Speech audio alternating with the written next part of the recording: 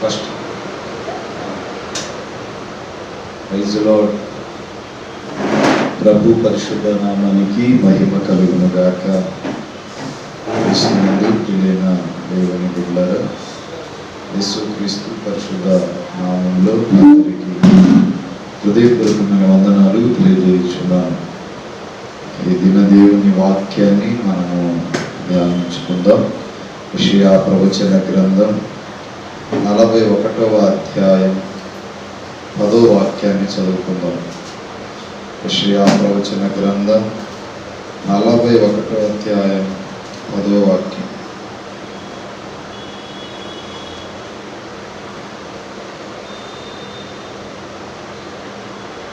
నీవు నా దాసుడవనియు నేను నిన్ను ఉపేక్షించుకొని 8 నుంచి చదువు. నా సేవకుడవైన ఇశ్రాయేలీలు, నేను ఏర్పరచుకొనిన యాకోబు, నా స్నేహితుడైన అబ్రహాము సంతానమా, భూదిగంతముల నుండి నేను పట్టుకొని దాని కొలల మధ్య నుండి పిలుచుకునివాడా, నీవు నా దాసుడవనియు నేను నిన్ను ఉపేక్షింపక ఏర్పరచుకుంటుననియు నేను నీతో చెప్పి ఉన్నాను. నీకు తోడై ఉన్నాను, భయపడుకుము, నేను నీ దేవుడైన యెహోవానై ఉన్నాను. దిగులు పడుకుము, నేను నిన్ను బలపరుతును, నీకు సహాయము చేయువాడను నేనే. నీతియము నా దక్షిణ హస్తముతో నిన్ను ఆదుకుందును.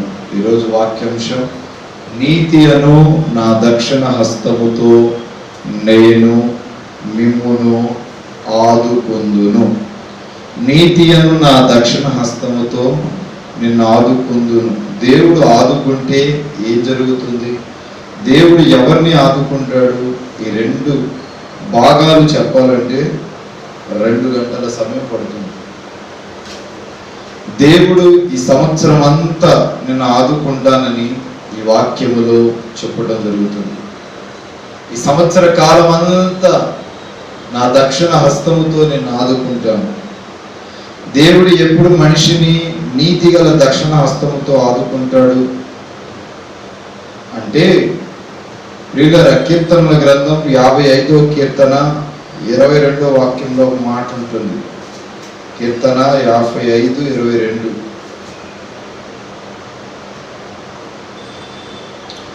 నీ భారము యెహోవా మీద మోపుము, ఆయనే నిన్ను ఆదుకొనును. నీతిమంతుడును ఆయన ఎన్నడు కదలనివ్వడు. ఎప్పుడు దేవుని యొక్క నీతి గల దక్షిణ హస్తము మనల్ని ఆదుకుంటుందంటే, మొట్టమొదటిది మన భారాలు అన్నీ దేవునికి మనం విన్నవించుకున్నప్పుడు, మన భారాలన్నీ ఆయన మీద మోపినప్పుడు ఆయన మనల్ని ఆదుకుంటాడు. నీ భారము యెహోవా మీద మోపు. ఈరోజు మనుషుల మీద కాదు, ఈరోజు స్నేహితుల మీద కాదు, ఈరోజు రక్త సంబంధికుల మీద, ఆత్మీయుల మీద, అన్నదమ్ముల మీద, అక్క చెల్లెల మీద కాదు భారం మోపేది. నీ భారము నా మీద మోపు. ఎందుకంటే సమస్త మానవాళి యొక్క భారమును మోయగలిగిన వాడను, సమర్థుడను, శక్తి గల వాడను నేనే. ఈ భారం నా మీద మోపు, ఇదిగో నేను నిన్ను ఆదుకుంటాను.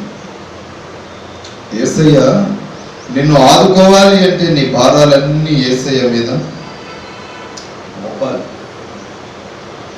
కొందరు వారి భారాలు వారే మోసుకుంటూ ఉంటారు. వారి భారాలను ఇంకెవరి మీదనో మోపుతారు ఉండరు, మోపరు. వారి భారాలను వారే మోసుకుంటూ ఉంటారు. అలా కాకుండా ఈ సంవత్సరము మీ వ్యక్తిగత భారాలు కానీ, కుటుంబ భారాలే కానీ, మీకున్న సమస్త భారములన్నీ యేసయ్య మీద మోపితే ఆయన వాటన్నిటి నుండి విడుదలనివ్వబోతున్నాడు. కొన్నిసార్లు మన ప్రయత్నాలు మనమే చేస్తూ ఉంటాం, మనంతటా మనమే ఆదుకొనబడుతూ ఉంటాము. మరికొన్నిసార్లు మనుషుల మీద భారాలు మోపుతూ, ఎవరు నాకు సహాయం చేయలేదే, ఎవరు నాకు మేలు చేయట్లేదే అని మనుషుల మీద భారం మోపుతూ నెపాలు వేస్తూ ఉంటాం. కానీ వాక్యం సెలవిస్తుంది, నీ భారము యెహోవా మీద మోపు, ఆయన నిన్ను ఆదుకుంటాడు.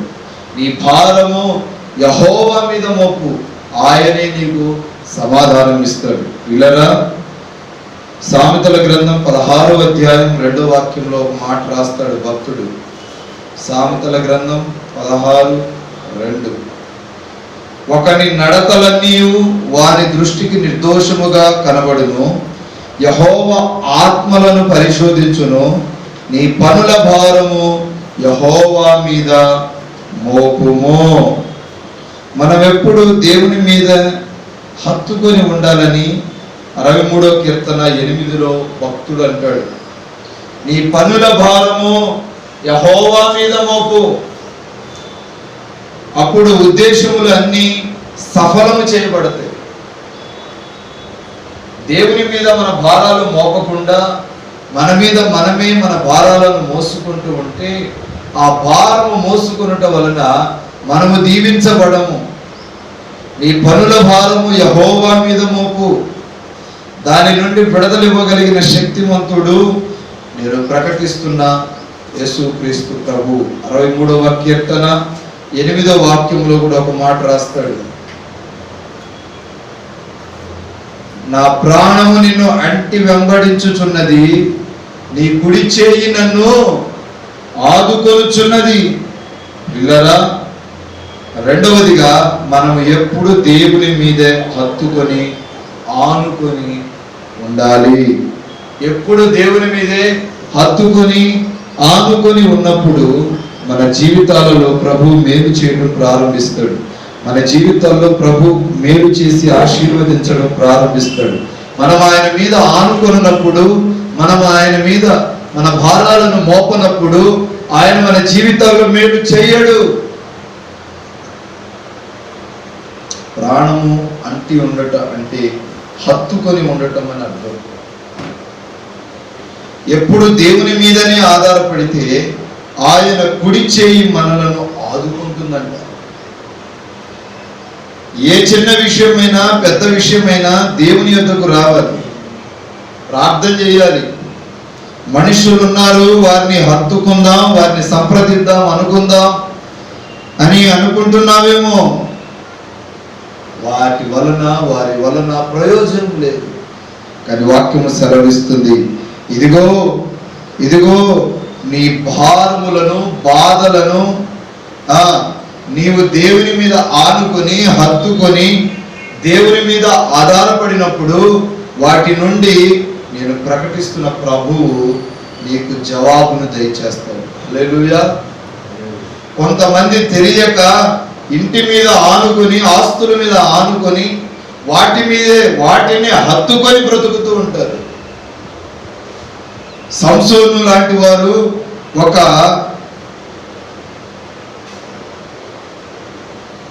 ఒక గుడి యొక్క 2 స్తంభాల మీద ఆనుకొని ఉన్నట్లు వాక్యం తెలుపుతుంది. ఎవరి మనస్సు యేసయ్య మీద ఆనుకుంటుందో దేవుడు వారిని ఏం చేస్తాడంట, పూర్ణ శాంతి గలవానిగా ఏం చేస్తాడు. ఎవరి మనస్సు నా మీద ఆనుకుంటుందో నేను వారిని పూర్ణ శాంతి గలవానిగా చేయుదును.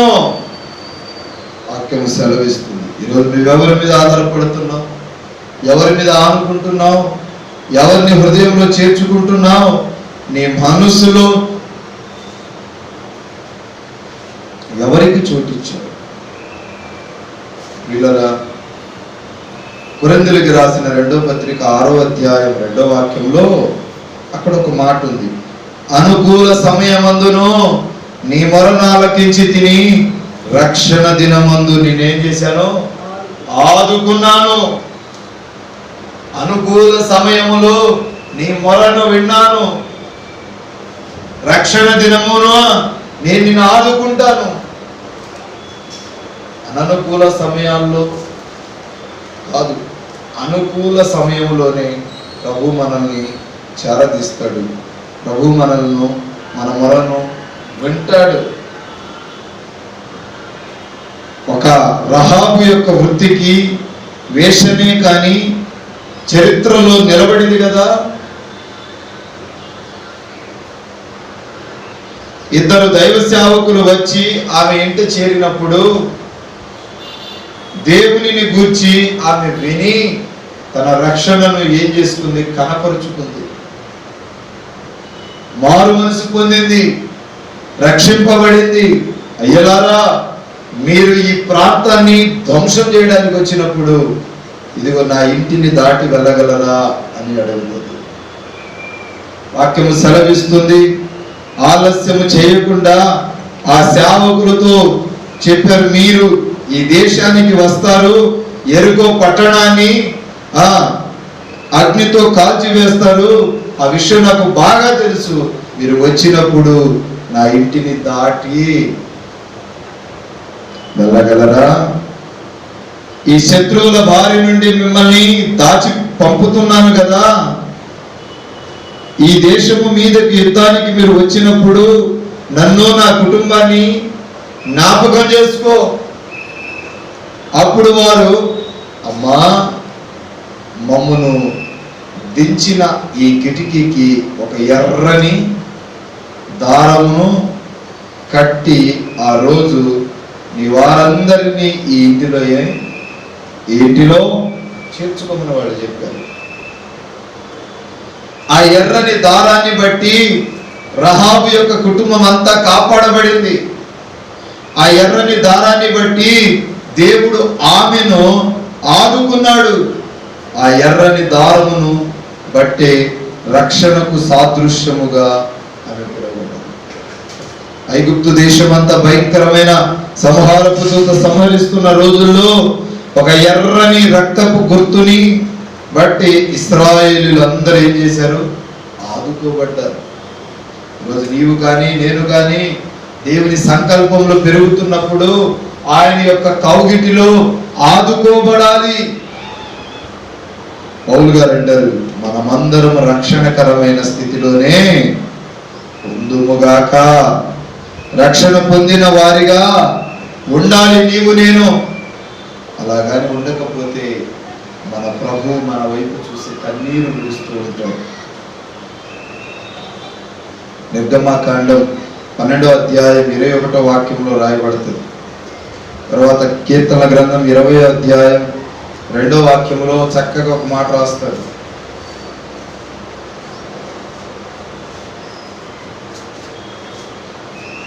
నా బ్రతుకు దినములో లెక్కింప నేర్పుము, దేవాయువు గడియ నాకు చూపును, ఇంకొంతకాలము ఆయుష్ పెంచుము, బ్రతుకు మార్చుకుందును సమయము నిమ్ము. ఎన్నో సంవత్సరాలు నన్ను దాటిపోవుచున్నవి, నాశలోన కలలనే వెంబడించుచుంటిని, ఫలాలు లేని వృక్షము వలె ఎగిరిపోతిని, ఎనాడు కూలిపోదునో ఎరుగకుంటిని, నా మరణ రోదన ఆలకించుమో ప్రభో, మరలనంతనముగా చిగురు వేయని, నా బ్రతుకు దినములు లెక్కింప నేర్పుము, దేవాయివు గడియ నాకు చూపుము. కీర్తన గ్రంథం 20వ అధ్యాయం 2వ వాక్యం, పరిశుద్ధ స్థలములో నుండి ఆయన నీకు సహాయము చేయునుగాక, సియోనులో నుండి ఆయన నిన్ను ఆదుకుంటాడు. పరిశుద్ధ స్థలములో నుండి దేవునికి సహాయము చేస్తాడు, సియోనులో నుండి ఆయన నిన్ను ఆదుకుంటాడు. సియోను అంటే 2 అర్థాలు ఉంటాయి. ఒకటి ప్రతిష్ఠిత, రెండవది ప్రతిష్ఠిత గల దైవజనుడు అని. ప్రతిష్ఠితను మీరు పోగొట్టుకోనకూడదు. ప్రతిష్ఠిత కలిగి దైవజనులందరినీ మీరు కోల్పోకూడదు. ప్రతిష్ఠిత కలిగి జీవితము మనము చేసినప్పుడు ఆయన మనల్ని దీవించడం ప్రారంభిస్తాడు. ఓ ప్రతిష్ఠితమైన అర్పణ, ప్రతిష్ఠితమైన జీవితంలో మనకు ఉండకపోతే మనము అంతకంతకు చేజారిపోయే అవకాశాలు ఉన్నాయి. ప్రతి పరిస్థితులలో, ప్రతి ప్రతిష్ఠితలో నుండి, ప్రతిష్ఠిత కలిగిన దైవ జావకులలో నుండి దేవుడు నిన్ను ఆదుకొనబోతున్నాడు. దేవుడు ఆదుకొనుట వలన ఏ ఆశీర్వాదం కలుగుతుందో ఒక మాట చూద్దాం. దేవుడు నిన్ను, నీ కుటుంబాన్ని ఆదుకోవాలంటే ఆదుకొనుట వలన కలిగి ఆ పరిణామం అసలు ఏం జరుగుతుంది? దేవుడు సంఘాన్ని ఆదుకుంటే ఏం జరుగుతుంది? పిల్లరా, అంతకంతకు సంఘం అభివృద్ధి చెందబడుతూ ఉంటుంది. సమూయేలు రాసిన 2వ గ్రంథం 22వ అధ్యాయం 19వ వాక్యం.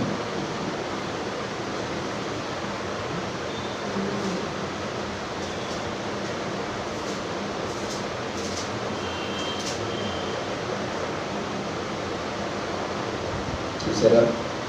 ఆపత్కాలమందు వారు నా మీదికి రాగా, యెహోవా నన్ను ఆదుకొనుము, విశాల స్థలమునకు నన్ను తోడుకొని వచ్చుము.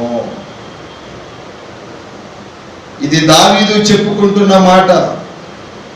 దేవా, ఆదుకొనుట వలన ఈ సంవత్సరము మీరు విశాల స్థలమునకు తోడుకొని రాబోతున్నారు. ఓ విశాలమైన స్థలములను తోడుకొని ఈ సంవత్సరం నీవు రాబోతున్నావు. అదే 118వ కీర్తన 1-5.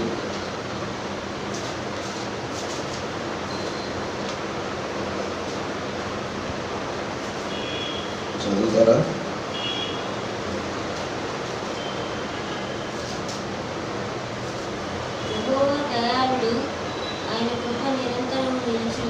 యెహోవా దయాళుడు, ఆయన కృప నిరంతరముండును. ఆయనకు కృతజ్ఞతాస్తుతులు చెల్లించుడే. ఆయన కృప ఒక రోజు కాదు, 2 రోజులు కాదు, ఒక వారం కాదు, 2 వారాలు కాదు. ఆయన కృపంట నిరంతరం ఉంటది. దేవుడు పక్షపాతి కాదు. పక్షపాతం కలిగిన వాడు నేను ప్రకటిస్తున్న యేసు కాదు. ఆయన కృప నీకు నిరంతరం ఉండాలంటే నీవు నిరంతర యాజకత్వ సేవలో నిమగ్నమై ఉండాలి. ఇలా వాక్యము చక్కగా సెలవిస్తుంది. దావీదుకు చిన్న సమస్య వచ్చినా, ఎవరైనా పలకరించినా నేను ఇరుకులో ఉన్నానని అంటాడు. నీ జీవితము, నీ కుటుంబము ఇరుకులో ఉందా? నీ చేతుల కష్టార్జితం ఇరుకులో ఉందా? అయితే ఈ సంవత్సరం నా దేవుడు నిన్ను విశాల స్థలానికి నడిపింపబోతున్నాడు. విశాల స్థలానికి దేవుడు ఈ సంవత్సరం నిన్ను నడిపింపబోతున్నాడు. అప్పుల సమస్యల చేతులు నీవు ఇరుకున పడ్డావేమో, ఈరోజే దేవుడు నీకు విశాలతను ఇవ్వబోతున్నాడు. ఈరోజే దేవుడు నీకు విశాలతను పొడిగించబోతున్నాడు. నీ పిలుపు వలన నేను నశించిపోలేదు, నీ ప్రేమ ఎన్నడు నల్లో విడువలేదు, నీ కృప కాచుట వలన జీవిస్తున్నాను, నీ ప్రేమకు సాటి లేదు, నీ కృప కాచుట వలన జీవిస్తున్నాను, నీ ప్రేమకు సాటి లేదు, నీ కృప కాచుట వలన జీవిస్తున్నాను, నీ ప్రేమకు సాటి లేదు. నశించుటకు ఎందరో వేచి ఉన్నను, నశింపని నీ పిలుపు నన్ను కాపాడెను, ద్రోహపు నిందల మధ్యలో నే నడచినను, నాంతరంగము నుండి విడిపించును. యజమానుడా యజమానుడా నన్ను ప్రేమించే యజమానుడా, యజమానుడా యజమానుడా నన్ను దీవించే యజమానుడా, నీ పిలుపు వలన నేను నశించిపోలేదు, నీ ప్రేమ ఎన్నడు నల్లో విడువలేదు, నీ కృప కాచుట వలన జీవిస్తున్నాను, ప్రేమకు సాటి లేదు. ఇరుకు అంటే శ్రమ, విశాలత అంటే మనిషి జీవించే ఒక ప్రశాంతమైన జీవితం. మీ హృదయాలు మా హృదయాల వలె మార్పు చెందాలి. మీ హృదయాలు మా హృదయాల వలె విశాలంగా ఉండాలి. బైబిల్లో ఒక తల్లి ఒక కుమారుణ్ణి కనేటప్పుడు ప్రసవ వేదనలో వేదన పడుతూ అతనికి వేదన పుత్రుడు అని పేరు పెట్టింది. ఎవరా తల్లి? వీడు వేదన పుత్రుడు, వీడు కష్ట సుఖాలకు మధ్యలో పుట్టాడు. తండ్రి ఏమో ఇంకో పేరు పెడితే యాజకుడు వచ్చి మోషే వచ్చి అంటాడు, బెరోని, ఇతడు బెన్యామీన్ అంటాడు. వీళ్ళరా వాక్యము సెలవిస్తుంది, కొంచెము ఎదిగి పెద్దవాడైన తర్వాత నా జీవితమే వేదనగా మారిపోయింది. అందరూ అతన్ని చూసి అతన్ని వేదనకు గురి చేస్తూ వేదన అని పిలిచారు. ఇరుకులో అతడు ఉన్నాడు, ఘనహీనంగానే ఉండిపోయాడు. కానీ అతని జీవితాన్ని ఎవరూ మార్చలేకపోయారు. ఇతగాడు ఒక రోజు దేవుని సన్నిధికి వచ్చి చిన్న ప్రార్థన చేసుకుంటాడు. ప్రభువా, ప్రస్తుతము నా సరిహద్దులు చాలా ఇరుకున ఉన్నాయి, నా సరిహద్దులు చాలా కష్టాల్లో ఉన్నాయి, బాధల్లో ఉంది. నా సరిహద్దులను నీవు ఏం చేయాలంట? ఏం చేయాలి? సరిహద్దులను నీవు విశాలపరచు, నన్ను ఆశీర్వదించు, ఈ సంవత్సరము నాకు కీడు రాకుండా కాపాడుము, నీ చెయ్యి నాకు తోడుగా ఉంచు అని ప్రార్థన చేశాడు. 4 పదాలు ఆయన వాడింది. పిల్లరా, దినవృత్తాంతాల 1వ గ్రంథము 4:10 అంటాడు, తన సహోదరులందరికంటే కూడా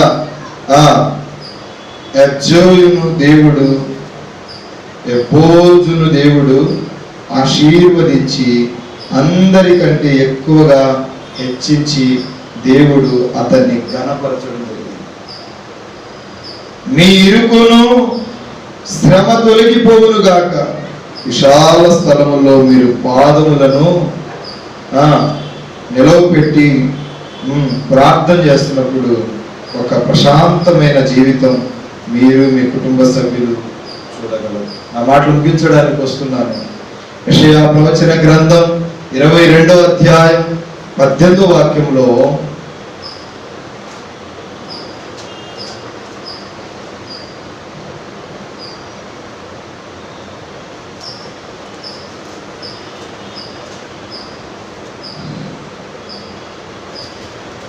యెషయా ప్రవచన గ్రంథం 22:18 మరణముతో మీరు చేసుకునే నిబంధనను కొట్టివేయబడుదును, పాతాళములో మీరు చేసుకున్న వడంబడికను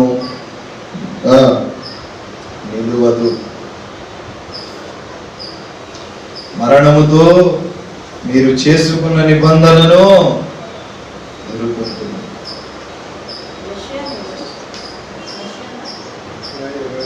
యెషయా 22:18 ఆయన నిన్ను మడచి ఒకడు చెండు వేసినట్టు విశాలమైన దేశంలోనికి నిన్ను విసిరివేయును, నీ యజమానిని ఇంటి వారికి అవమానమును తెచ్చినవాడా, అక్కడనే నీవు వృద్ధి పొందుతావు. గత సంవత్సరం అంతా దేవుడు నిన్ను మరచి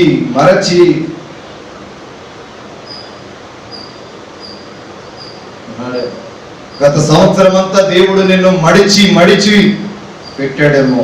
దానిని మడిచి ఒక్కసారిగా విసిరివేస్తాడు. ఆ నూతన సంవత్సరానికి విసిరివేశాడు. నా దేవుడు ఈ సంవత్సరం అంతా విశాల స్థలముగా ప్రశాంతమైన బ్రతుకును మనందరికీ దయచేయబోతున్నాడు. నిర్గమకాండం 17:12లో చేతులు అతనివి సూర్యుడు అస్తమించు వరకు నిలకడగా ఉన్నాడు. కాసేపు మోషే చేతులు ఎత్తుతున్నాడు, మరి కాసేపు మోషే చేతులను దించేస్తున్నాడు. అయితే వాక్యము సెలవిస్తుంది, నిర్గమ 17:12లో ఉంటది,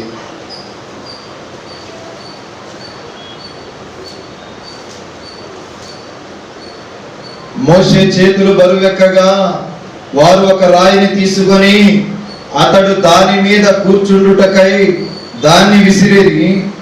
అయితే అహరోను హురులు ఒకడు ఆదుకొనగా అతని చేతులు సూర్యాస్తమయం వరకు నిలకడగా ఉండెను.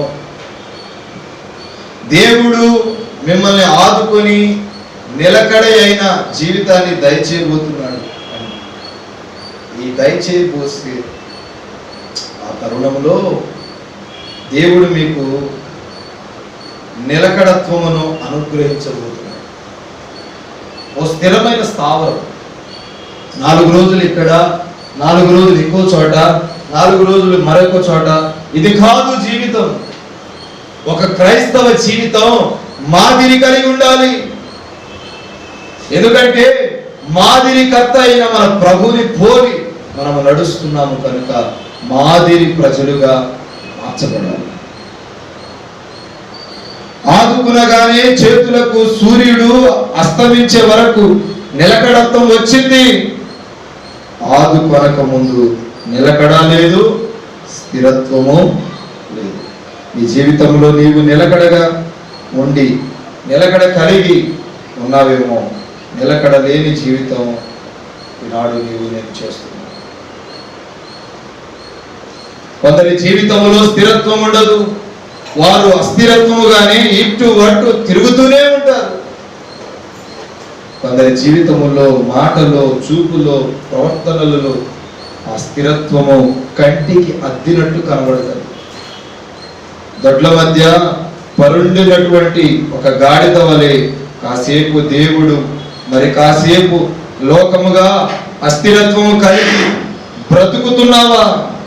కాసేపు ప్రార్థన, కాసేపు పాపము, కాసేపు చర్చి, కాసేపు సినిమా. నిలకడ లేకుండా బ్రతుకుతున్నావేమో. ఒక నిలకడత్వాన్ని నీవు కలిగి జీవించినప్పుడు దీవించబడతావు. ఒక నిస్సారత్వము లేకుండా, నిస్వార్థము లేకుండా ఎంతో నష్టపోయాడు పేతురు. ఏదో చెప్పాడు పిల్లరా ఘనంగా, కానీ ఏం చేయలేకపోయాడు. ఇందులో నేను నిష్ఠగా ఉండాలని అనుకుంటున్నాడు, ఉండలేకపోతున్నాడు. ఏదో ఒక విషయములో జారిపోతూనే దృఢత్వము లేని జీవితాన్ని చేస్తున్నాడు. ఈ రోజుల్లో నా దేవుడు విశ్వాసములో, పరిశుద్ధతలో, ప్రార్థనలో యేసయ్య ప్రేమ మిమ్మల్ని నిలకడగా ఉంచబోతుంది.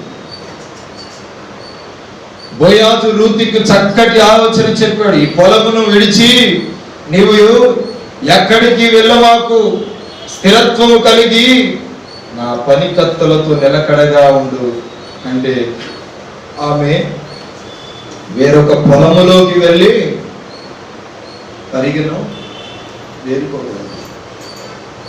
పొలము అంటే సంఘం. పొలము అంటే సంఘం. 4 రోజులు ఇక్కడ, 40 రోజులు ఇంకో చోట అట్లా ఉండకూడదు. ఒక స్థిరత్వం ఉండాలి.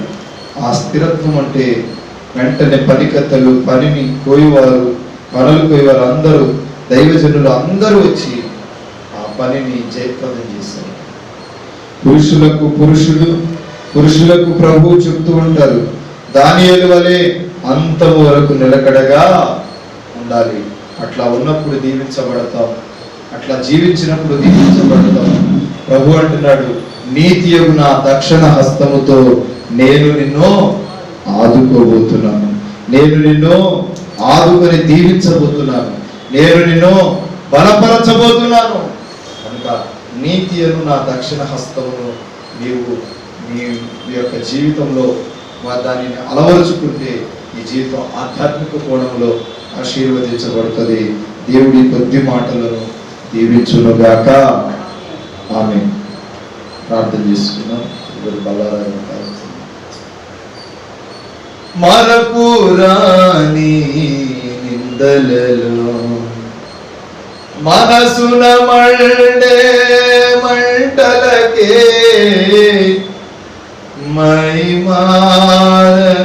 మహిమానమది కోరేనే, ధృవతారనామది కోరేనే. యేసయ్యా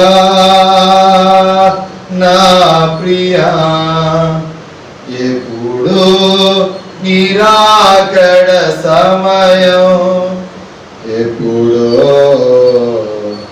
నిరాకడ సమయం.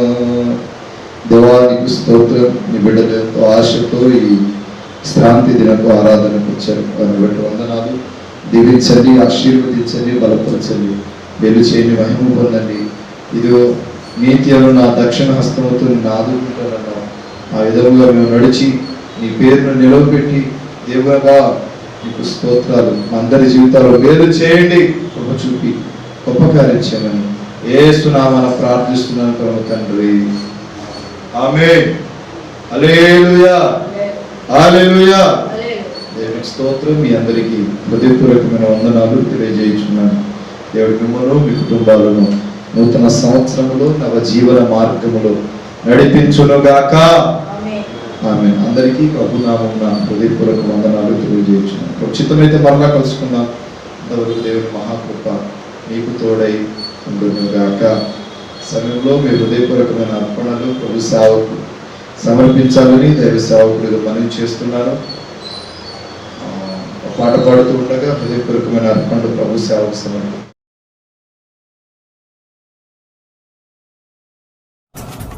బ్రదర్ బి అభిషేక్ నాయకు, నాగేశ్వరం తండా, మాచువరం మండలం, గుంటూరు డిస్టిక్. మా ఫోన్ నెంబర్ 7659018230.